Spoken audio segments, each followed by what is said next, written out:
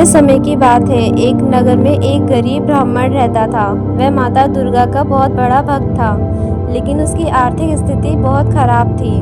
उसके पास न धन था, न अन्न और न ही कोई सहारा।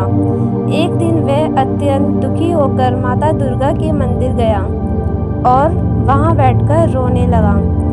माता दुर्गा उसकी भक्ति और पीड़ा को देखकर प्रकट हुई और बोली, वत्स, तुम चिंता मत करो। यदि तुम सच्चे मन से नौ दुर्गा का व्रत करोगे और 9 दिनों तक माता के 9 रूपों की पूजा करोगे तो तुम्हारी सारी परेशानियां दूर हो जाएगी। ब्राह्मण ने माता से व्रत की विधि पूछी। माता ने कहा, नवरात्रि के 9 दिनों तक नियम पूर्वक उपवास करो, माता के प्रत्येक रूप की पूजा करो और कथा सुनो। कन्याओं को भोजन कराकर दक्षिणा दो, इससे तुम्हारी सभी इच्छाएं पूर्ण होंगी। ब्राह्मण ने माता के बताए अनुसार व्रत रखा। उसने श्रद्धा और भक्ति से माँ के 9 रूपों की पूजा की। जैसे ही नवरात्रि खत्म हुई, उसकी सभी परेशानियां दूर हो गई। कुछ ही दिनों में उसके घर में धन, अन्न और सुख समृद्धि आ गई। उसकी ये कथा सुनकर नगर के अन्य लोग भी 9 दुर्गा व्रत करने लगे और माता की कृपा से सभी के दुख समाप्त हो गए। जो व्यक्ति सच्चे मन और श्रद्धा से नवरात्रि का व्रत करता है, माता दुर्गा उसकी सभी मनोकामनाएं पूर्ण करती हैं। नवरात्रियों में 9 देवियों की कहानी। नवरात्रि हिंदू धर्म का एक प्रमुख पर्व है, जिसमें 9 दिनों तक माँ दुर्गा के 9 रूपों की पूजा की जाती है।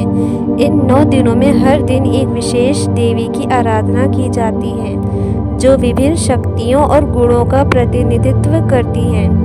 ये त्योहार बुराई पर अच्छाई की विजय का प्रतीक है। आइए जानते हैं 9 देवियों की कथा और उनका महत्व।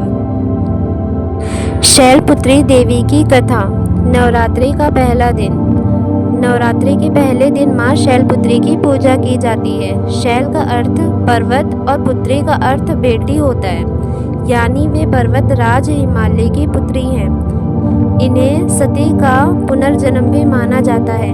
माँ शैलपुत्री सभी देवी शक्तियों की मूलभूत स्वरूप है और इनकी पूजा से जीवन में धैर्य, शक्ति और समृद्धि प्राप्त होती है। माँ शैलपुत्री की पौराणिक कथा। प्राचीन काल में राजा दक्ष ने एक भव्य यज्ञ का आयोजन किया। वे भगवान ब्रह्मा के पुत्र थे और वेदों के ज्ञाता होने के बावजूद अहंकार से ग्रस्त थे। उन्होंने अपने यज्ञ में सभी देवताओं, ऋषियों और राजाओं को आमंत्रित किया, लेकिन भगवान शिव को आमंत्रित नहीं किया। उनकी पुत्री सती पहले से ही भगवान शिव की पत्नी थी। जब सती ने अपने पिता के यज्ञ के बारे में सुना तो उन्होंने भगवान शिव से वहां चलने का अनुरोध किया।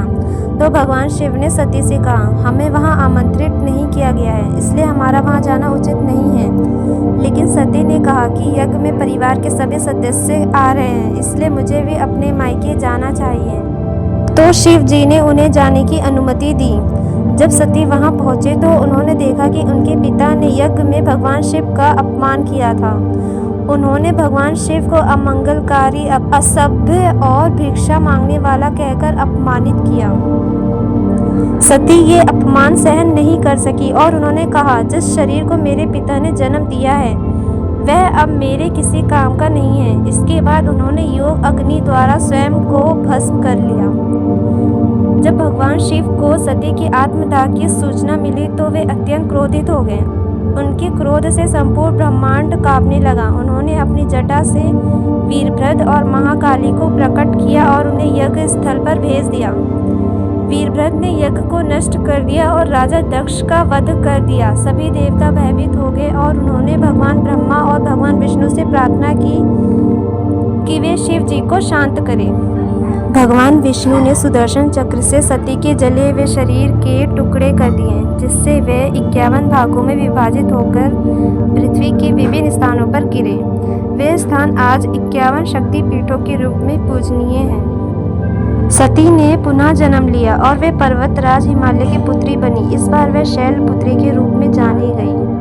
उन्होंने भगवान शिव को पुनः प्राप्त करने के लिए कठोर तपस्या की। उनकी घोर तपस्या से प्रसन्न होकर भगवान शिव ने उन्हें फिर से अपनी अर्धांगिनी के रूप में स्वीकार किया। माँ शैलपुत्री का स्वरूप। माँ शैलपुत्री सफ़ेद वस्त्र धारण किए हुए हैं जो पवित्रता का प्रतीक है।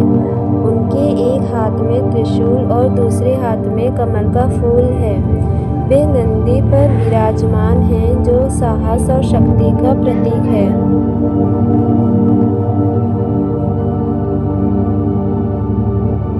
माँ शैलपुत्री की पूजा के लिए प्रातःकाल स्नान कर स्वच्छ वस्त्र धारण करें। घर के मंदिर को गंगा जल से शुद्ध करें और माँ शैलपुत्री की प्रतिमा या चित्र स्थापित करें।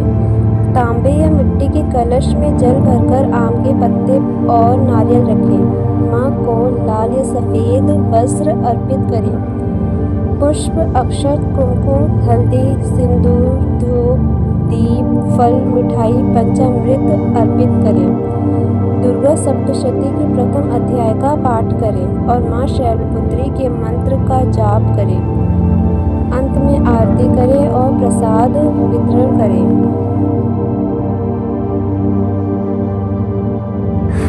तो ये थी नवरात्रि के प्रथम दिन माता शैलपुत्री की कथा। अगर आपको ये कथा अच्छी लगी हो तो नीचे कमेंट बॉक्स में लिखकर बताएं और इसे अपने दोस्तों, सगे संबंधियों के साथ ज़रूर शेयर करें।